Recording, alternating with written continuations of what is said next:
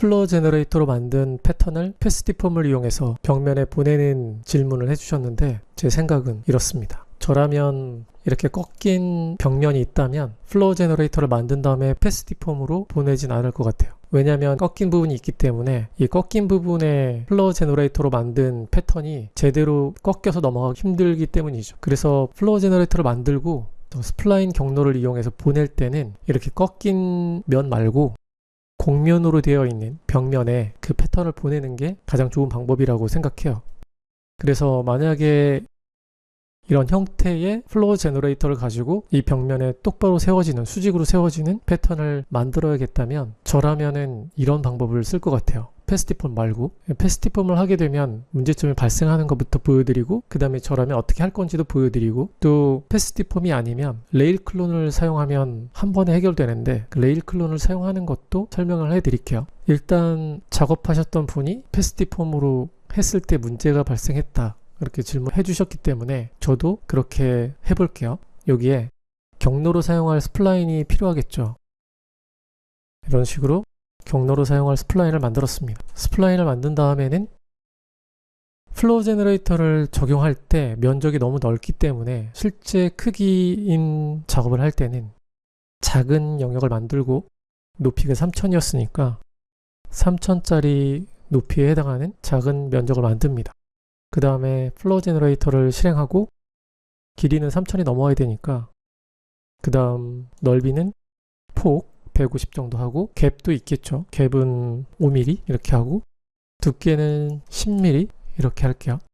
그 다음에 옵셋은 없게 하고, 직선으로 올라가는 거니까 옵셋이 필요 없죠. 아래에 보면 지금 방향이 다르잖아요. 디렉션을 90으로 회전시키면 이런 상태가 됩니다. 그럼 얘를 이 벽면에 바로 적용할 수 없으니까 더 긴 게 필요하잖아요. 그래서 사각형을 옆으로 길게 만들면 여기에 적용할 수 있는 3D 물체가 만들어진 겁니다. 이 물체를 배치하려면 스플라인을 그렸을 때 이쪽부터 그렸잖아요. 그럼 이 스플라인의 첫 점은 점을 선택했을 때 노란색으로 보이는 스플라인을 만들었을 때 처음 클릭한 부분이죠. 여기에 보내려면 플로어 제너레이터로 만든 물체의 축은 이쪽 모서리여야겠죠. 여기서부터 이렇게 쭉 배열되어야 되니까 이쪽 모서리를 보내야 되는데, 현재는 두께도 있고 가운데에 축이 있으니까 축을 왼쪽 아래로 이렇게 보내기 위해서 에딧 명령에 트랜스폼 툴박스를 실행합니다. 그 다음에 X축에 마이너스 방향이니까 민 X, 그럼 이쪽 끝에 오게 되겠죠. 물체의 마이너스 쪽 끝, Y축에 마이너스 쪽 끝으로 보내면 되니까 민 Y축, 이렇게 하면 가장 왼쪽 아래에 축이 놓이게 돼요. 축이 중요하니까. 이렇게 되면 다 준비가 된 거죠. 준비가 다 됐으면 모디파이 패널에서는 패스디폼을 실행하고 경로로 좀 전에 만들었던 스플라인을 선택합니다. 그럼 물체가 이상하게 놓이게 되는데, 이때 이쪽으로 가는 방향이 X축 방향이었기 때문에 패스디폼의 축을 X로 선택해 줍니다. 그럼 이렇게 가게 돼요. 문제는 여기죠. 꺾임이 이렇게 생기겠죠.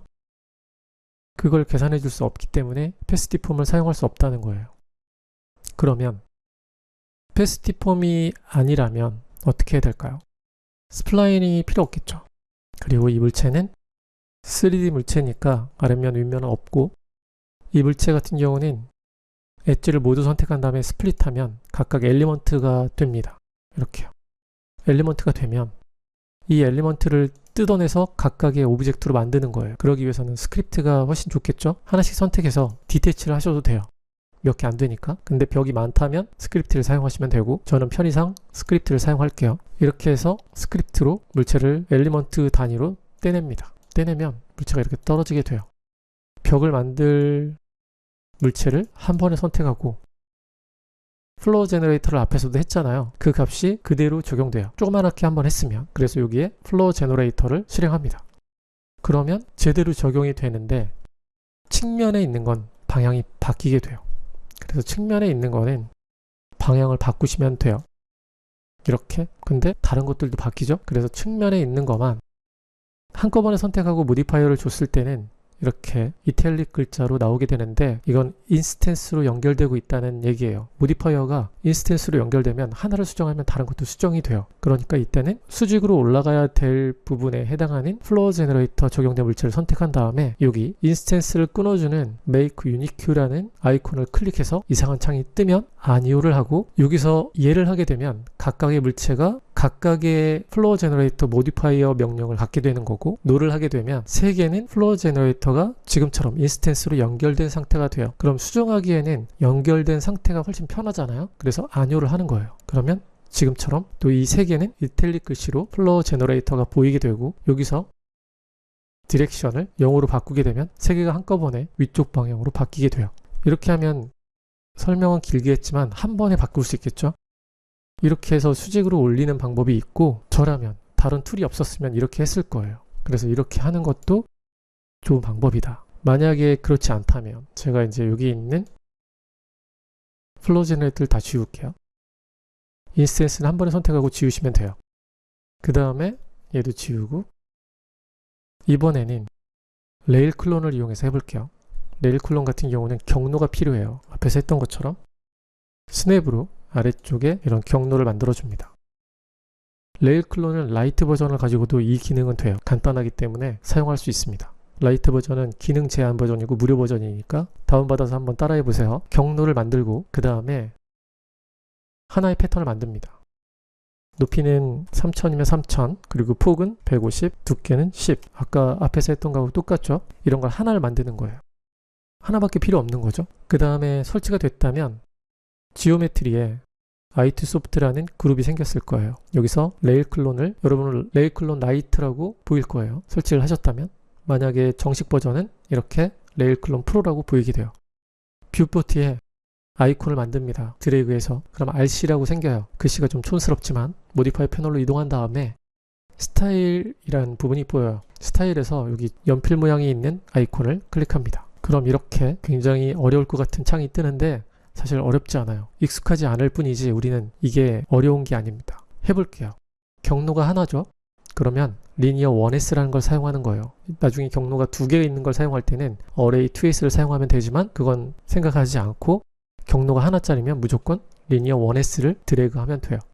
그 다음에 스플라인이 하나 있죠. 경로. 그럼 걔는 스플라인으로 선택을 해줘야지 인식을 하겠죠. 오브젝트에서 스플라인 경로를 선택해 줍니다. 스플라인이라고 되어 있는 건 스플라인이라는 부분이 하나밖에 없어요. 그래서 그냥 이렇게 드래그해서 연결해 주면 돼요. 이 세그먼트라고 되어 있는 아이콘은 3D 물체처럼 보이잖아요. 얘가 3D 물체를 선택하는 아이템이에요. 드래그하면 이렇게 아무것도 없는 상태가 되는데 여기 오브젝트라고 된 거에서 이 경로에 보낼 오브젝트를 선택해 줍니다. 그럼 이렇게 선택이 되죠. 박스라고. 얘를 디폴트에 연결해요. 그러면 완성됩니다. 모서리를 보면 자동으로 꺾이는 걸 볼 수 있죠. 이렇게요. 어렵지 않죠. 어떤 게 더 쉬운가요? 우리는 작업을 조금만 하면서도 내가 원하는 형태를 얻는 게 중요하잖아요. 저라면 무료로 사용할 수 있는 레일 클론도 좋은 해결책이라고 생각해요. 꼭 플로어 제너레이터를 가지고 패턴을 만든 다음에 그걸 또 패스디폼을 이용해서 보내야 되지만 모서리가 해결되지 않으니까 고민을 하는 것보다는 레일 클론으로 한 번에 보내는 것도 좋은 해결책이죠. 그래서 이렇게 이런 방법이 있다고 말하고 싶고 똑같이 오른쪽에도 한번 보내볼게요. 만들어 놓은 거니까 라인을 만들어야겠죠. 경로로 사용할 엣지가 선택되면 크리에이트 쉐이폼 셀렉션으로 리니어 형태로 떼냅니다. 우리가 3D 모델링을 할 때 이렇게 3D 물체에서 떼어내잖아요. 경로를 떼어냈을 때 처음에 물체를 만들었을 때의 축이 굉장히 중요해요. 그러니까 물체를 만드는 사람이 기본 물체를 어떻게 만들었는가에 따라서 패스디폼이 잘 될 수도 있고 또는 레일 클론이 잘 될 수도 있고 안 될 수도 있어요. 그러니까 축이 중요해요. 지금처럼 Z축이 위를 보고 있어야 돼요. 3D 물체에서 떼어냈을 때도. 만약 이렇다면 보냈던 레일 클론을 여기다 보내볼게요. 다시 아이콘을 클릭하고 경로를 조금 전에 떼낸 이 물체를 선택합니다. 그럼 바로 조금 전에 만들었던 게 쭉 가게 돼요. 이렇게요. 선들이 많이 나오는 건 곡선이기 때문에 그래요. 레일 클론 같은 경우는 곡선에 보낼 때 꺾이는 부분이 부드럽게 보내지지 않을 경우도 있는데 그럴 경우를 대비해서 커브 스텝이란 게 있습니다. 커브 스텝을 올려주면 부드럽게 보내지게 되고 뭐 이런 것들을 이용해서 하셔도 되고 또는 곡선에 보낼 때는 물체가 가지고 있는 개수를 이용할 수도 있고, 지금처럼 타일 되게 할 수도 있고, 스케일로 크게 늘릴 수도 있고, 이렇게 개수로 만들 수도 있어요. 곡면에 보낼 때도 레일 클론을 사용하면 한 번에 보낼 수도 있다, 이런 거고, 물론 패스티폼으로 보낼 수도 있어요. 그때는 얘도 괜찮아요. 만약 곡면이었는데 기본 물체를 이렇게 플로우 제너레이터로 만들고 여기에 이렇게 만들고 얘를 패스티폼으로 해서 보내면 곡면이기 때문에 제대로 갈 거예요. 근데 그 전에 해야 될 게 뭐라고 했죠? 축이라고 했죠. 축을 이렇게 아래쪽으로 보내고 그 다음에 패스티폼을 해주는 거죠. 이렇게 해서 보낼 수 있게 됩니다. 이렇게 갔을 때 크기가 이상하잖아요. 좀 부족하잖아요. 여기에 에디 스플라인 모디파이어를 적용한 다음에 결과값을 보면서 이렇게 늘리면 끝까지 보낼 수 있어요. 오른쪽으로 늘려야겠죠. 축이 왼쪽 끝에니까. 이렇게 해서도 원하는 형태를 만들 수 있죠. 아무튼 뭐 장황하게 설명을 했지만 사실 알아야 될 건 간단하니까 사각형에 보낼 때, 곡면에 보낼 때 이런 것만 조금 이해하시면 플로우 제너레이터하고 패스 디폼을 사용했을 때는 곡면에 보내는 건 괜찮은데 이렇게 사각형에 보낼 때는 아무래도 레일 클론이 훨씬 빠른 방법이지 않을까, 개인적인 생각이에요. 그래서 참고하셔서 질문하셨던 분이 고민하던 그 문제가 잘 해결됐으면 좋겠네요. 어렵지 않은 거니까 레일 클론도 한번 다가서 보시면 생각보다는 쉽게 모델링을 할 수 있어요. 질문이 생기면 또는 작업하다 부딪히면 언제든지 댓글이나 메일로 보내주시면 제가 시간이 되는 대로 답변을 드리거나 강의를 만들어서 올리도록 할게요. 실무 작업은 언제나 시간에 쫓기기 때문에 정신없는데 여러분들도 그래도 즐겁게 맥스 생활 하시기 바랄게요. 다음 시간에 더 재미있는 질문에 대한 답변으로 만나요.